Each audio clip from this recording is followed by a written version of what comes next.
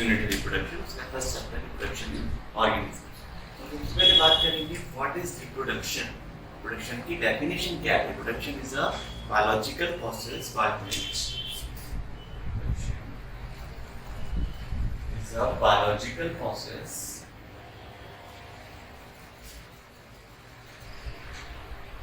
by which living organisms produces offsprings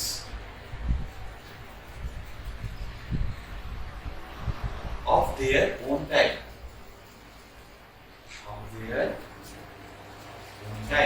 This is what we call the reproduction.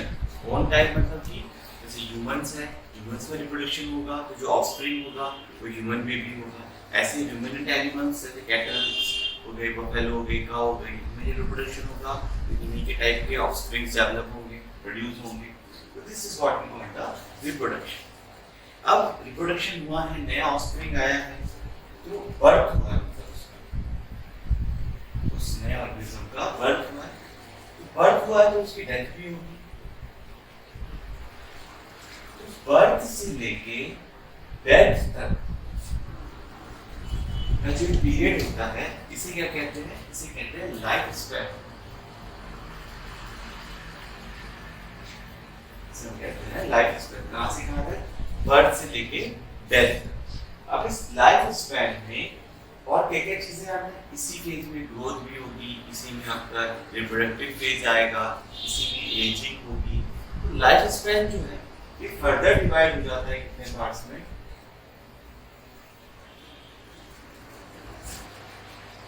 Birth हुआ, birth के बाद आता है जुवेनाइल फेज।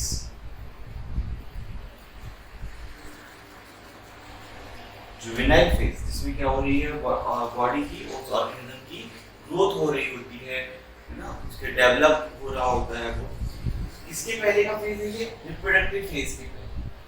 जुवेनाइल फेज को हम आगे कह सकते हैं प्री रिप्रोडक्टिव फेज। इसके बाद क्या आ जाती है? Reproductive phase. इस रिप्रोडक्टिव फेज में जैसे हम बात करें ह्यूमंस में, जैसे गर्ल्स में मेंस्ट्रुएशन साइकिल का आना है ना, मतलब कि ओवा रिलीज होने लग जाते हैं। मेल्स में हम बात करें तो प्यूबर्टी आना स्टार्ट हो जाती है, development of accessory glands, accessory sex organs, ये चीजें होती हैं। फिर इसके बाद आती है एजिंग और फिर डेथ। लाइफ स्पैन जो था वो आपका 5 पार्ट में डिवाइडेड था। उसमें से हमें पढ़ना क्या है इस चैप्टर में? इस चैप्टर में हमें देखना है रिप्रोडक्टिव फेज के बारे में। रिप्रोडक्टिव फेज क्या होती है सिर्फ इसके बारे में। जुवेनाइल फेज, जुवेनाइल फेज को प्लांट्स के केस में, प्लांट्स के लिए बोले जुवेनाइल फेज को क्या कहा जाता है? Vegetative phase. इसके लिए प्लांट्स के लिए वेजिटेटिव फेज। एजिंग के लिए वर्ड क्या यूज करते हैं? सीनेसेंस।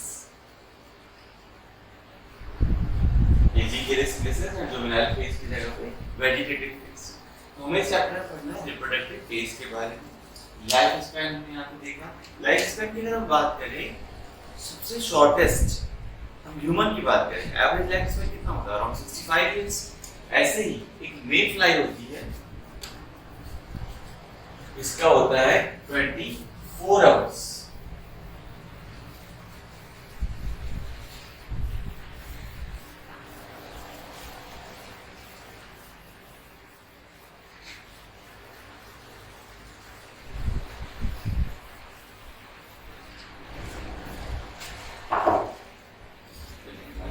की बात करें अगर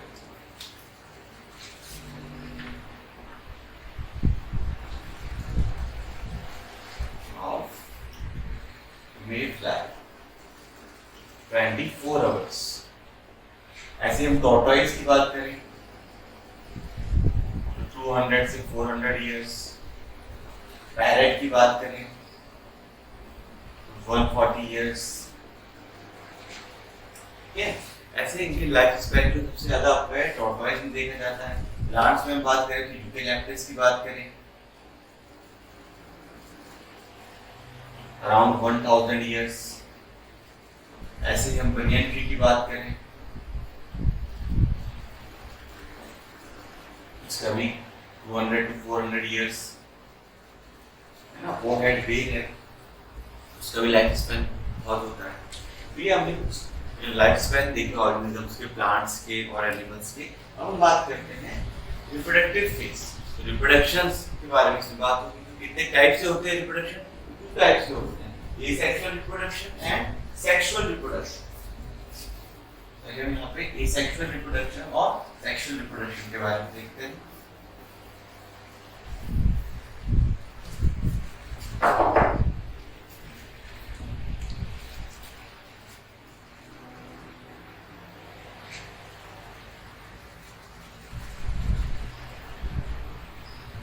Types of reproduction. इसमें आ जाएगा asexual reproduction, यहाँ पे आ जाएगा sexual reproduction, asexual है sexual reproduction। Why asexual reproduction? इसमें क्या होता है asexual reproduction में? Only one parent is involved। asexual reproduction में only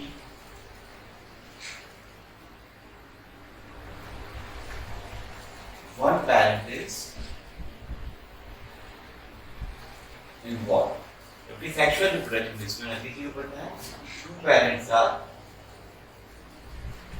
involved।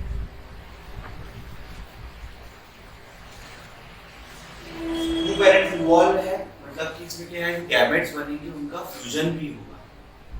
सिंगल पैरेंट है, यहाँ पे no fusion of gametes, no fusion of gametes. यहाँ पे अगर हम बात करें, यहाँ पे फ्यूजन ऑफ गैमेट्स हमें देखने को मिलेगा। ये sexual reproduction mainly lower organisms में देखा जाता है ना। जैसे कि हम बात करें अमीबा, तो क्या होता है उसमें अमीबा, जैसे इस टाइप से ये अमीबा हो गया, तो अमीबा है, ये जो है 2 पार्ट्स में डिवाइड होगा और इससे ये 2 अमीबा यहाँ पे बन जाएंगे। फिर फर्दर ये डिवाइड होगा, फिर से ये 2 पार्ट्स में बन जाएंगे, 2 पार्ट में। क्योंकि इनका बॉडी स्ट्रक्चर बहुत ही सिंपल होता है, इनको कुछ अलग से स्पेशल मेथड नहीं चाहिए रिप्रोडक्शन का, है ना। तो बहुत ही सिंपल वे में लोअर ऑर्गेनिजम्स में जो बॉडी स्ट्रक्चर होता है सिंपल होता है, इसलिए वो नॉर्मली एसेक्सुअल रिप्रोडक्शन जिसमें सिंगल पैरेंट इन्वॉल्व रहता है उसी के लिए रिप्रोड्यूस करते हैं। तो एसेक्सुअल रिप्रोडक्शन में अब इसमें आप देख रहे होंगे 1 से 2 हो गया, 2 से 4 हो गया, तो ये सेम ही का सेम बन गया। यहाँ पे ये था, ये डिवाइड हो गया, 2 बन गया। तो जेनेटिकली ये सेम रहता है, जेनेटिकली दे आर सेम, मतलब कि क्लोन फॉर्मेशन में क्लोन क्या होते हैं, एक दूसरे की कॉपी, क्लोन फॉर्मेशन में रिप्रोडक्शन।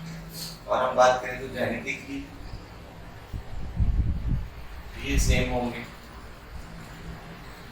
तो इसमें किस टाइप के डिविजन देखने को मिलते हैं सेक्सुअल रिप्रोडक्शन में? माइटोसिस, जैसे कि मिलेगा सेक्सुअल रिप्रोडक्शन में सिर्फ और सिर्फ माइटोसिस देखने को मिलेगा।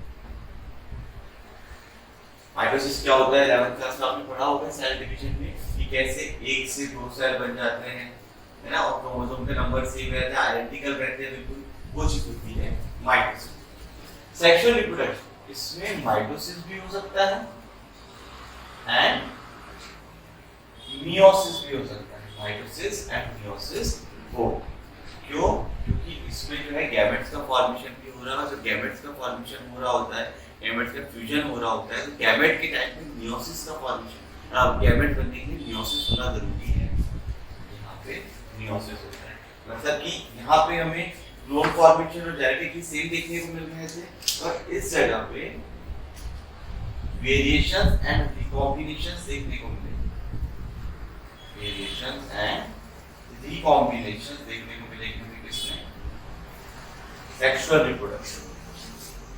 ठीक है, ये था टाइप्स ऑफ रिप्रोडक्शन के बारे में। अब नेक्स्ट इसमें आएगा, हमें पढ़ना है इस चैप्टर में एसेक्सुअल रिप्रोडक्शन पढ़ना है। Mainly sexual reproduction in flowering plants second chapter, human reproduction third chapter है, एंड फोर्थ है रिप्रोडक्टिव।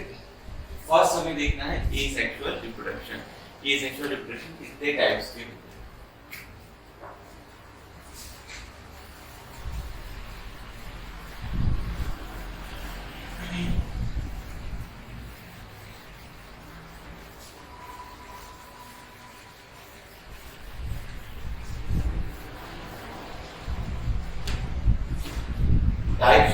Asexual reproduction. इसमें सबसे पहले आएगा फर्स्ट टाइप जो आएगा दैट इज फिजन।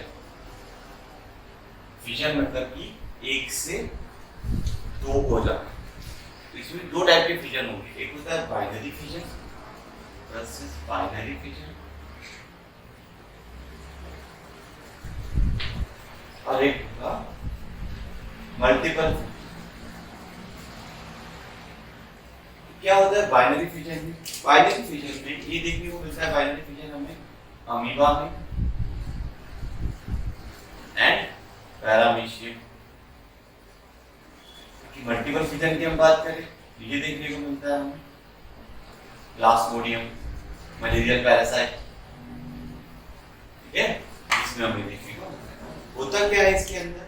इसके अंदर जैसे ये एक ऑर्गेनिज्म है, ये दो पार्ट्स में डिवाइड होगा और ये एक से दो बन गए।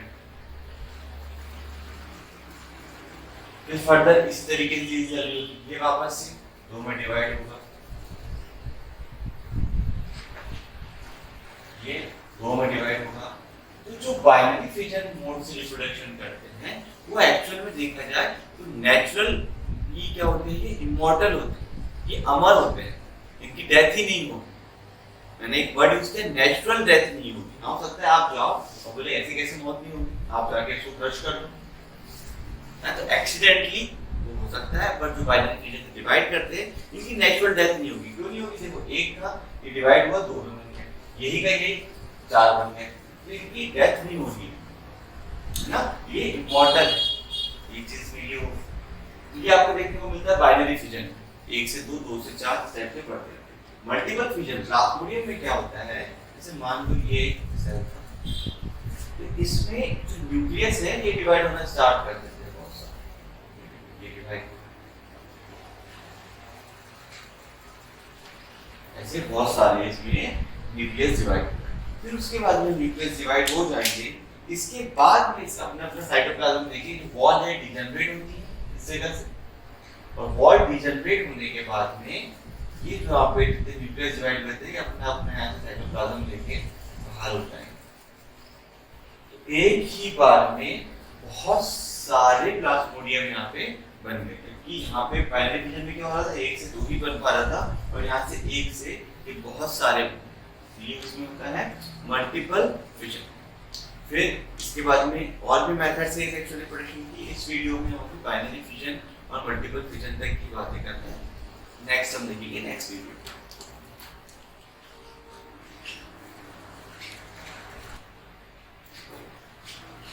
नेक्स्ट मेथड भी इसी वीडियो में हम देख लेते हैं। फर्स्ट हमने देखा दैट इज फिजन के बारे में, अब हम देखते हैं budding. Second method is budding,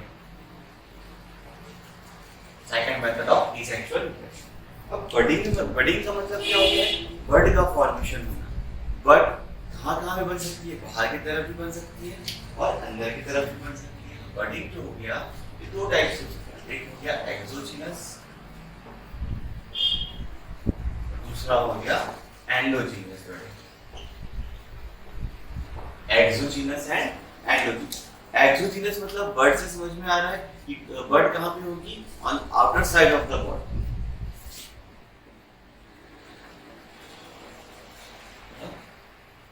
outer surface of body।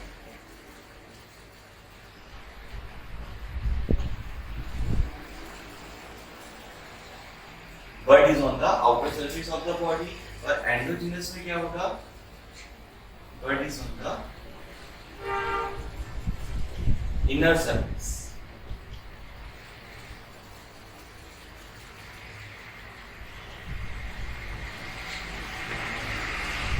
इसमें क्या होगा? बर्ड का फॉर्मेशन होगा और वो बर्ड आगे जाके एक नया ऑर्गेनिज्म डेवलप हो जाएगा।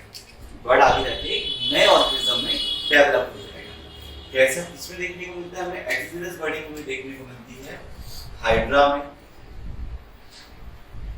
ईस्ट में। कैसे होता है इसमें? ये देखिए, जैसे ये ईस्ट है, जैसे ये ईस्ट का हम एग्जांपल ले रहे हैं, पहले ये ईस्ट है। अब इसमें मान लो एक बर्ड निकल गई इस जगह से, रिप्रोडक्शन के मेथड क्या होता है इसमें, बर्ड का फॉर्मेशन। अब ये आगे जाके ये जो बर्ड है ये डिटैच हो जाएगा। डिटैच होने के बाद में ये बर्ड एक ये तो था ही, साथ ही साथ एक और नया ऑर्गेनिज्म, नई ईस्ट का डेवलपमेंट हो जाएगा। ये होता है बर्ड, पहले एक बर्ड का फॉर्मेशन होता है। ऐसे हम हाइड्रा का एग्जांपल ले आते हैं, हाइड्रा टाइप स्ट्रक्चर होता है हाइड्रा का, टेंटिकल्स कुछ निकले हुए होते हैं इसमें बर्ड का फॉर्मेशन, एक छोटी सी ऐसे हाइड्रा की बर्ड। बाद में क्या होगा, ये बर्ड जो है यहाँ से डिटैच हो जाएगी। डिटैच होने के बाद वापस से ये नया ऑर्गेनिज्म, ये तो रह गई, साथ ही साथ ये एक और नए हाइड्रा में डेवलप हो जाएगा। ये होता है exogenous body. Endogenous body, body का बर्ड का फॉर्मेशन कहाँ पे हो रहा है, इनर सरफेस पे हो रहा है।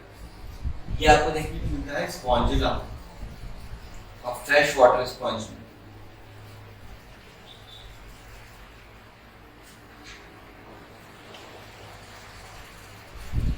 फ्रेश वाटर स्पंज है स्पॉन्जिला, इसमें देखने को मिलता है। इसकी बॉडी कैसी होती है, पोरस बॉडी होती है स्पॉन्जिला।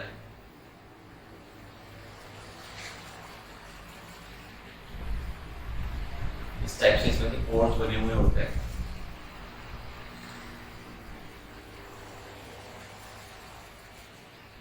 ठीक है, ये पोरस बॉडी रहती है। और जो बर्ड का फॉर्मेशन होता है वो किस साइड में होगा, इनसाइड। ये बर्ड का फॉर्मेशन, ये जो बर्ड का फॉर्मेशन होता है क्या कहलाते हैं यहाँ पे, गैम्यूल्स। ये गैम्यूल्स जो है डिटैच होके बाहर की तरफ आ जाते हैं और बाहर किसी मॉइस्ट सरफेस देख के या जहाँ पे स्पॉन्जिला ग्रो कर सके वो सरफेस देख के वो स्टिक हो जाते हैं और एक नए ऑर्गेनिज्म में डेवलप हो जाते हैं। कैसे होते हैं, तो आइए हम इसका स्ट्रक्चर देखते हैं गैम्यूल्स का। इस स्ट्रक्चर एक्चुअल में कैसा होता है। इसका इनर बॉडी मास, यहाँ पे सेल्स बने हुए होते हैं। गैम्यूल्स का हम स्ट्रक्चर देख रहे हैं। ये एक गैम्यूल है, मैं आपको इसका स्ट्रक्चर दिखा रहा हूँ। सिंगल गैम्यूल है, इसके अंदर में बहुत सारे मासेस ऑफ सेल प्रेजेंट होंगे, जिसे हम कहते हैं आर्कियोसाइट्स। आर्कियोसाइट्स, आर्कियोसाइट्स इसमें प्रेजेंट होंगे। फिर हम और बात करें इसमें, तो इसका जिस एंड से सरफेस से जाके स्टिक होता है वह होता है माइक्रोपाइल। क्या, माइक्रोपाइल।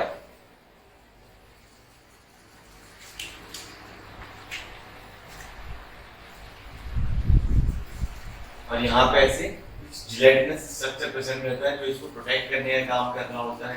कुछ स्पीक्यूल्स प्रेजेंट होते हैं जो इसका एंडोस्केलेटन बनाते हैं। स्पीक्यूल्स और जिलेटिनस स्ट्रक्चर है जो इसको प्रोटेक्शन प्रोवाइड कर रहा है। माइक्रोपाइल एंड से जाके किसी सबसिस्टम से ऐड हो जाएगा, मतलब कि स्टिक हो जाएगा और फिर एक नए किसका, नए स्पॉन्जिला का फॉर्मेशन हो जाएगा। This is the second method of reproduction, that is bird. Third में आता है, थर्ड में आपके स्पोर का फॉर्मेशन होता है, कोनिडिया। इसके बारे में बात करेंगे।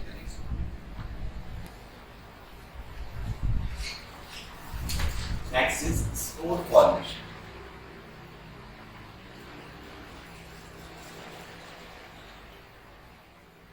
स्पोर फॉर्मेशन में क्या होगा, स्पोर्स बनाते हैं जो ऑर्गेनिज्म होते हैं, लोअर ऑर्गेनिज्म स्पोर्स का फॉर्मेशन करते हैं। और जब वो स्पोर्स को के लिए फेवरेबल कंडीशन होती है, जब वो प्रॉपर ग्रो कर पाए, ये स्पोर्स जो है फिर ये ग्रो करके एक नया ऑर्गेनिज्म बन जाता है। तो इसमें होते हैं दो टाइप के, एक होते हैं जू स्पोर का फॉर्मेशन और दूसरे होते हैं कॉनिडिया। जू स्पोर, जू वर्ड लग रहा है, मतलब कि इसमें कैसे स्पोर्स रहते हैं, इसमें मोटाइल स्पोर्स देखने को मिलेंगे। स्पोर्स एक जगह से दूसरी जगह पे जा सकते हैं।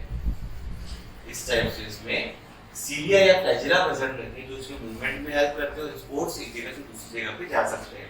एग्जांपल इसका क्लैमाइडोमोनास। है, इसमें जो है मोटाइल स्पोर्स प्रेजेंट होते हैं। गोनिडिया कैसे होते हैं? This are the non motile spores.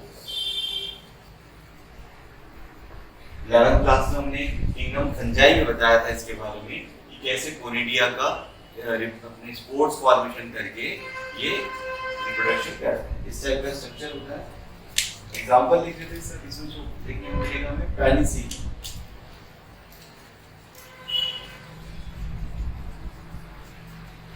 Kingdom fungi, इस टाइप का स्ट्रक्चर रहता है।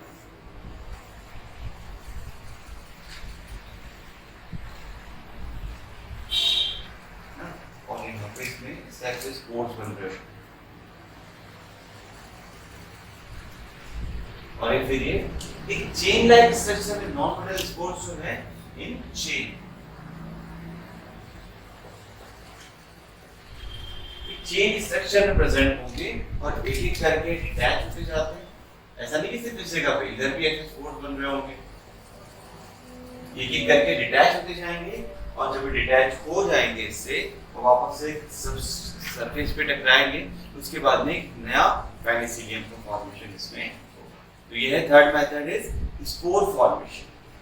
इसमें आपने देखा कि मोटाइल एंड नॉन मोटाइल दोनों स्पोर से रिप्रोडक्शन हो सकता है। नेक्स्ट इसमें आता है fragmentation. Next method of asexual reproduction is fragmentation.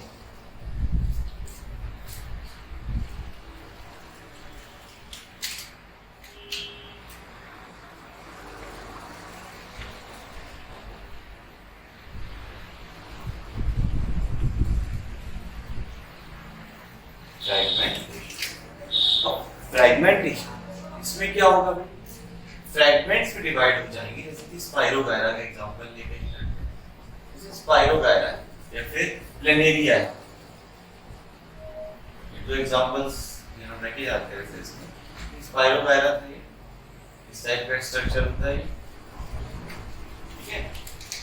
ये फ्रैगमेंट्स में अगर कट हो गया यहां से तो हर एक फ्रैगमेंट जो है एक न्यू इंडिविजुअल को डेवलप करने की कैपेसिटी रखता है।